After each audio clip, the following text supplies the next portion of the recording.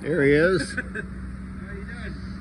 You've got a lot better sunflowers than I did. Oh, I know, it's been so hot. They're struggling. Yeah, I know that's right. Well, that may have be what killed mine.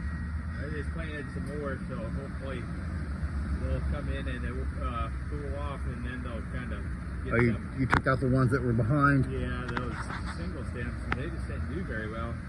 Something, I don't know. Well, they came in early. Yeah, and there was something eating, having a good time eating them.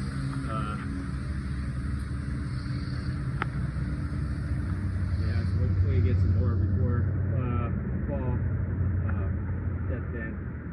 Well, you get at least the full sun on this side. I'm in a somewhat shaded yard pitch, and it's just not conducive to a good crop. Yeah, and I tried to do, put some manure down and try to get the soil right this year, but it did pretty good. It's so hot. Yeah.